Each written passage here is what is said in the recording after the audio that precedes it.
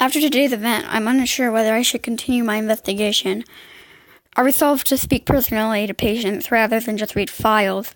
I had a notion that if there was some agency working against me, possibly involving the chief of medicine, I should find patients without written or oral accounts. Those who refuse to give statements are usually also the furthest gone from reality, but I alone will know their stories, and that will put me a step ahead.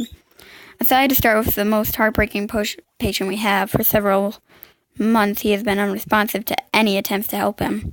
Can't imagine being in his situation. But I have seen him recently responding to the nurse that takes care of him. "Oh, hey, I haven't seen you," I meant to say. "Thanks for handing the mail for me when I was out," she greeted me, smiling warmly. Caught off guard, I only managed a weak response. "Sure thing." I was always slightly flustered around her.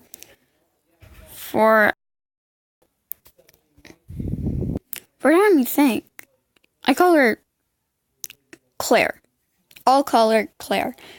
She's one of the prettiest nurses on staff, and I could see how our most unfortunate patient might open up to her. I needed her to convince him to talk. This might sound weird, but I have a favor to ask you. She seems skeptical and a little wary, but she retaliated. She was always quite successful. She and Mabel, a much older career nurse, set up a room for the recording session. I'm not sure that the patient was dangerous, in fact, quite the opposite, but had a special condition, needing extra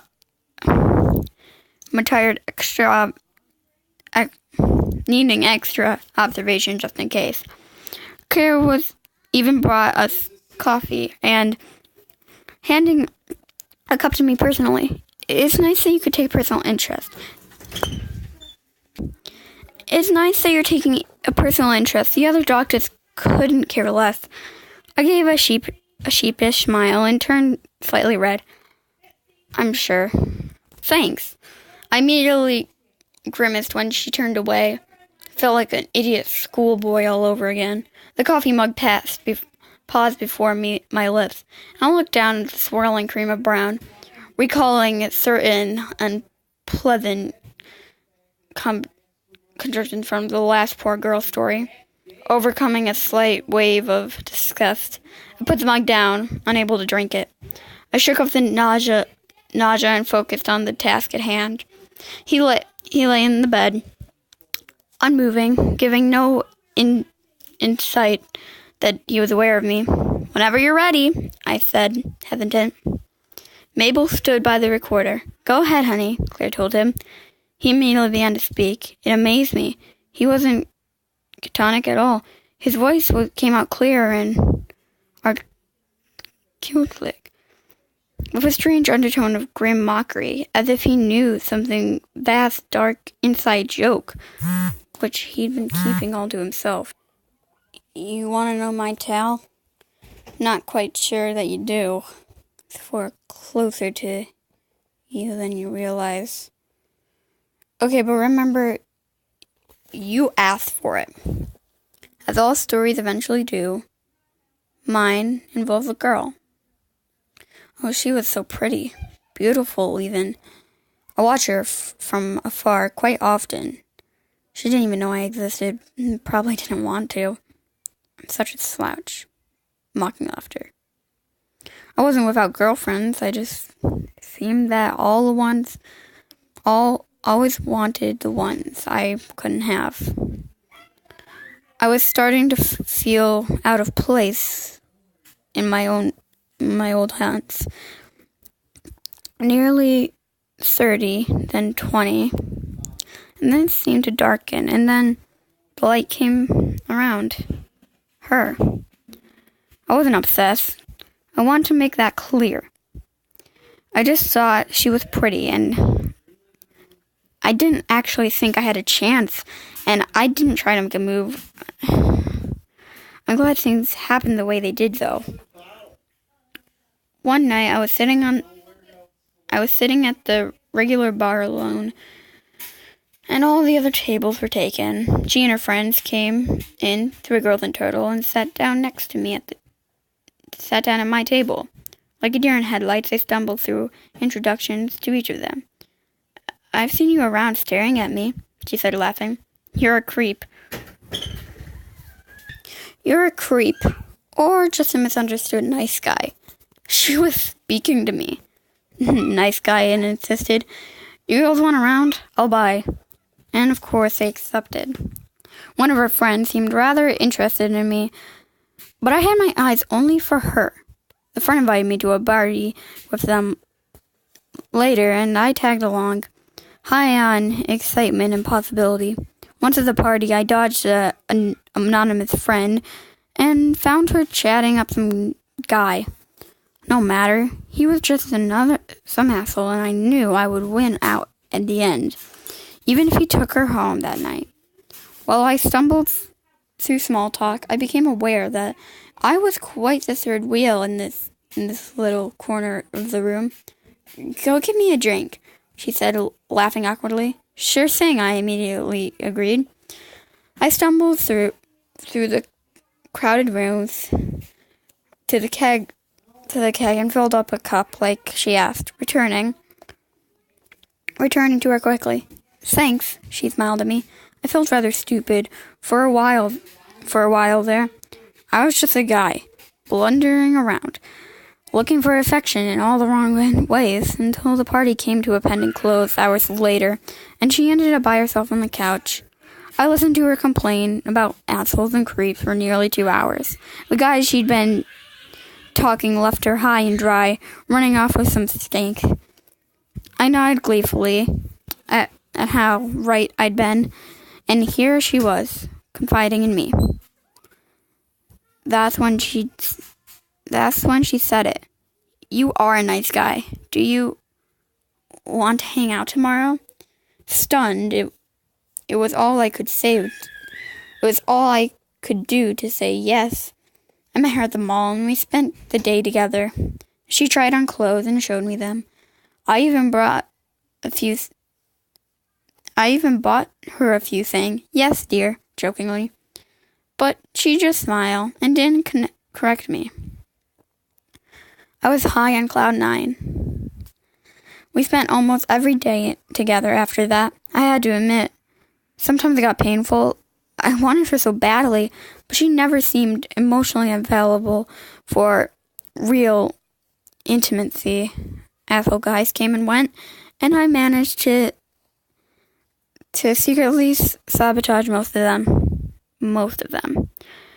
I was in a fight for her heart, so I don't feel bad about it. Oh no, you misunderstood me. I didn't do anything criminal.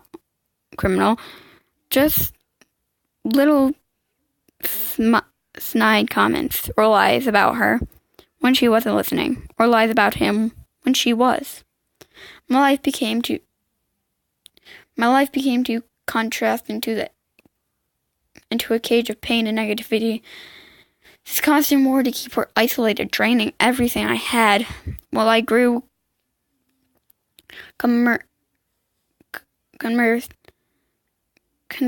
she seemed to be on her own dark path. She started to get into drugs, no matter how much I argued against it. I told her, "I'm your best friend. I'm worried about you. Don't do this." But that only seemed to encourage her.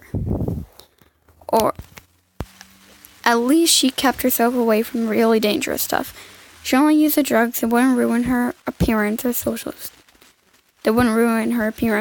standards. One day, I couldn't take it anymore. I concerned her at her apartment and poured out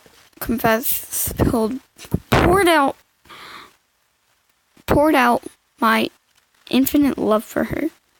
"I'd do anything for you," I told her. feeling incredible. She didn't seem very happy about it. She actually seemed a little angry.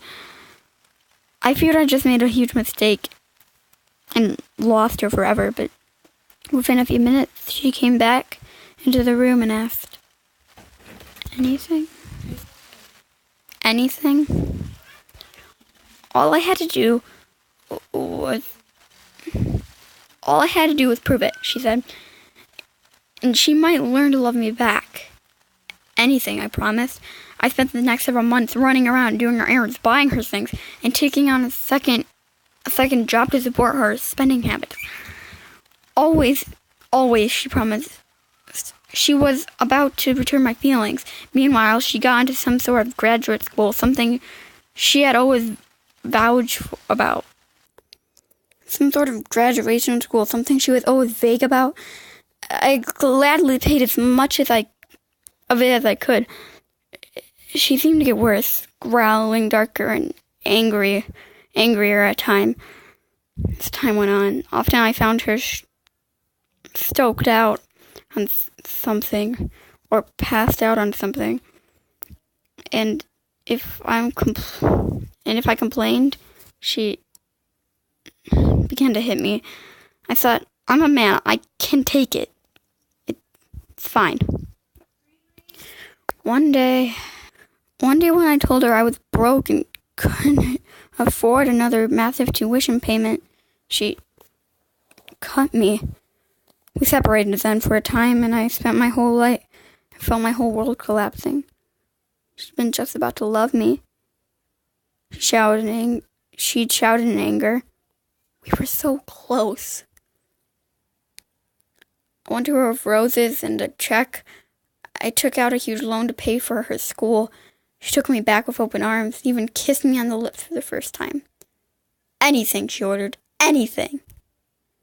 I agreed. I'd do anything for her.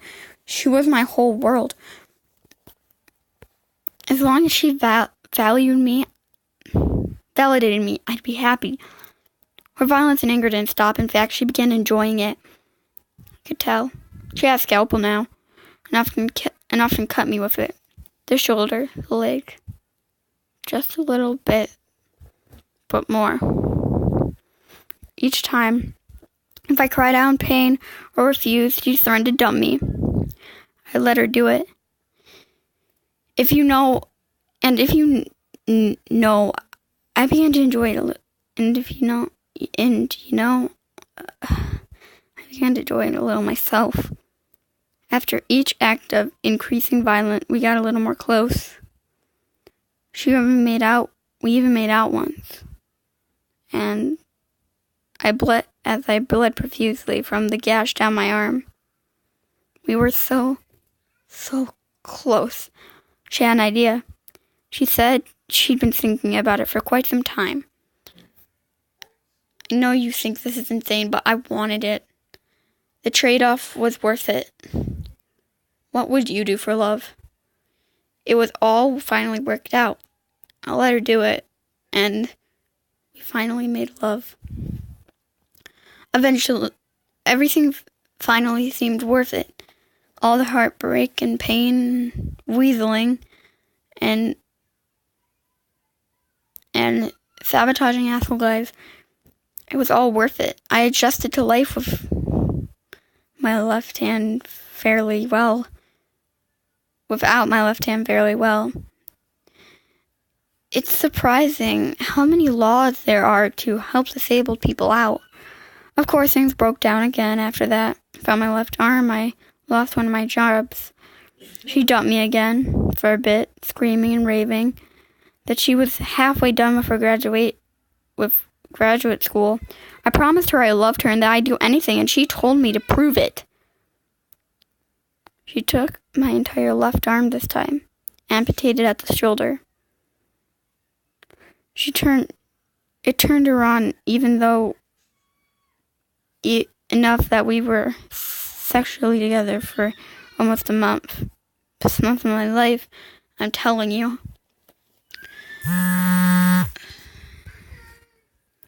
And then, you know how relationships go up and down, and I figured I was far too invested to quit now.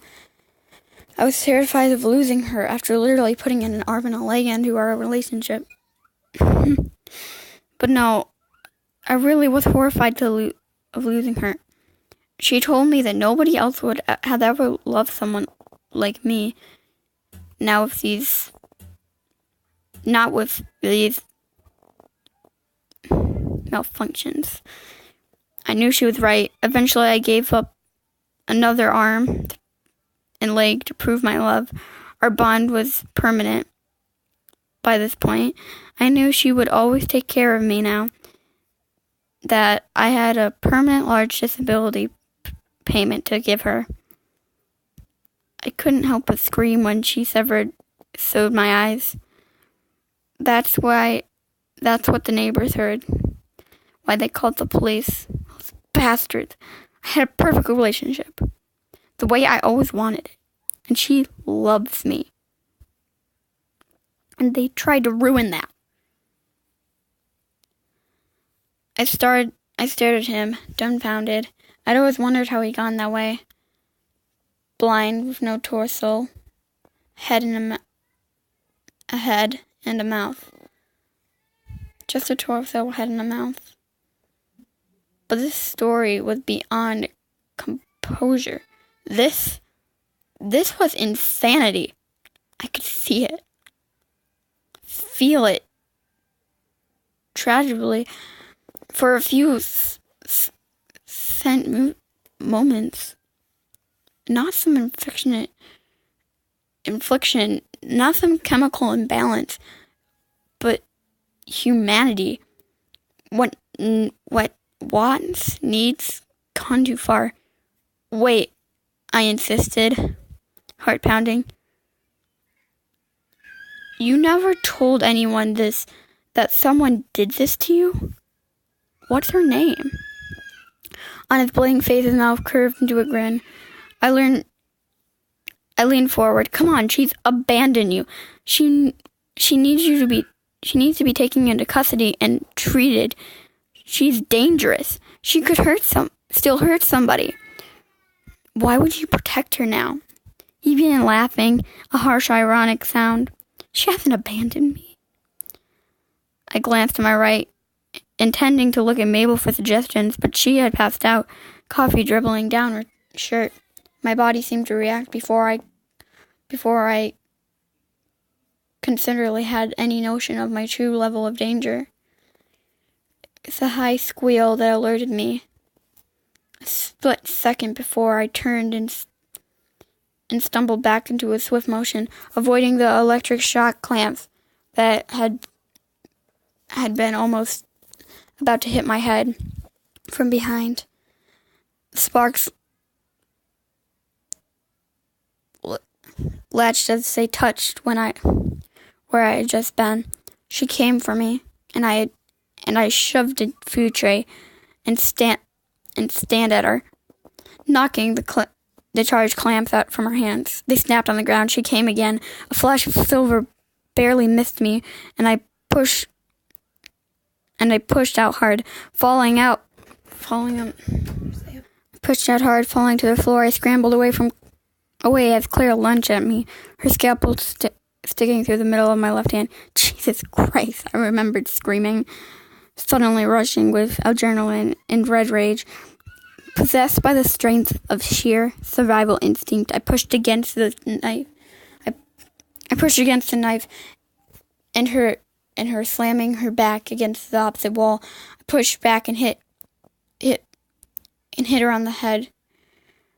But she was already out.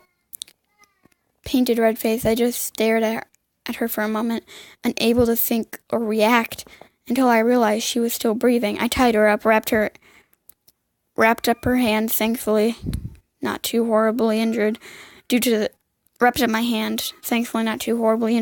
scalpel's razor sharpness, and checked on Mabel. She was alive, but shrugged. The room was in chaos, littered in blood and medical instruments. Lying on the bed, limbless, blind, but he kept crying, asking for his Claire. I'll admit, my lip quivered and shook, and I couldn't help but let some tears slide. Overwhelmed, I didn't know what else to think or do. She just tried to kill me. And I couldn't even imagine what she would have done to Mabel. And if she'd managed to drug us both and tie us up. She drugged the coffee. And I'd only avoided because of the thought of the girl's story. The next hour was a blur. I ended up in the chief of medicine's office, filling with righteous anger. I want to know what's going on here, I demanded. How the hell could we have missed this? How did Claire serve on this staff so long without anyone realizing? Even I. What? The chief asked. Turned his head slowly. Even you what? I'm going to call the police, I responded, changing the topic. He raised his lips in a somewhat smile. He flipped his hand over the phone. Go ahead. I'll reach for it. You're not going to call the police, he continued. And how do I know that? He waited. How? I asked. He continued immediately, almost interrupting my single word. Because you yourself have been engaged in obsessive behavior, exactly the same as any of our patients. You stay up all night reading files. You're convinced there's a pattern or a conspiracy, and you're starting to take this story seriously without any evidence. I felt a pit grow in my stomach. The only difference between you and them, he finished softly, is a label. One word. Crazy. And absolutely nothing you do will be taken seriously. You will never leave here. His words almost got to me. Almost. That's ridiculous. I can talk my way out of this. He turned in the chair halfway, looking at me. Maybe so. You're quite smart. I'll give you that. But let's take another tack. You call the police. They shut this place down. We all lose our jobs, and you never work in this industry again. I slammed my fist on my right fist on the desk. I don't care about that. He sighed and then resumed smiling. I believe you. You're a man of principle, and you're smart. Instead of threatening, you let me offer you something instead. If you shut this place down, you won't have access to any more files or patients. You'll never figure out the pattern you're concerned with. I withdrew my banked hand, and above my phone, drawing an angry breath. His smile widened. Good boy. I hated him with a passion, but he was right. I wasn't about to abandon these people to whatever was going on. Sometime later, I stood outside, Claire's solitary confinement, gazing in the window. It felt surreal, seeing one of our staff now in a straitjacket herself. She begged and pleaded for the other side of the glass, promising that she would love me if I just let her out. She'd seen me looking, knew I was interested. It's a strange thing, insanity, my mentor said, older than me, but not as old as the chief of medicine.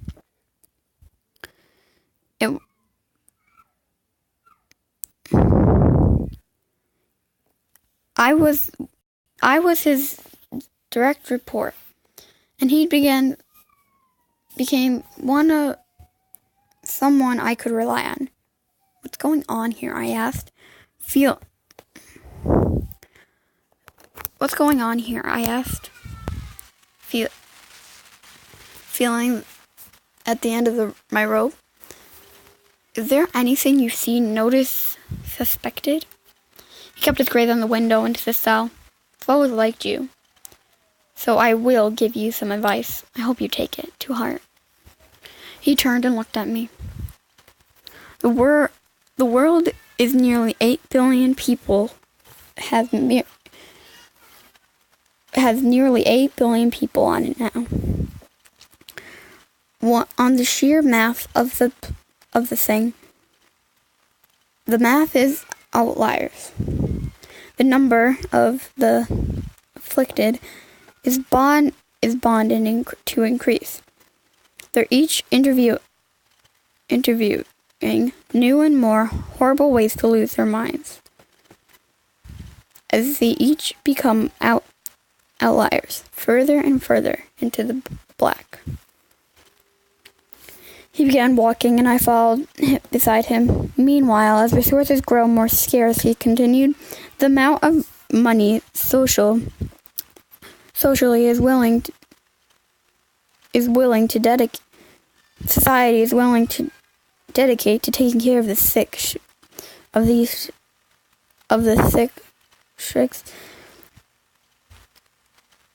number of sick increased.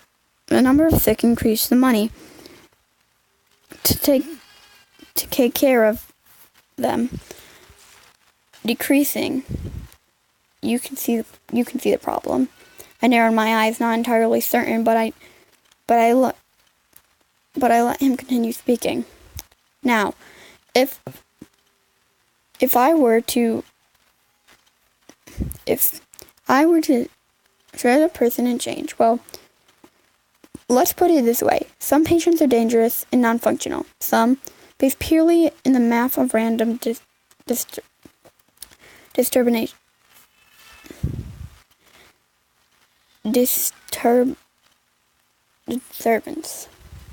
Again, some patients' delusions are carefully stable and balanced, so much so that they are harmless. Or, one can even say, helpful.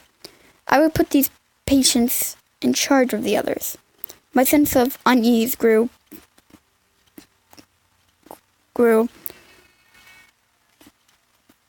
pronounced. My mentor rarely spoke so darkly or so vaguely. What are you saying? Are you saying the chief knew that Claire... He held up my hand. I'm not saying anything. He moved away quickly, leaving me standing there. He paused about 10 feet away, but did not turn around.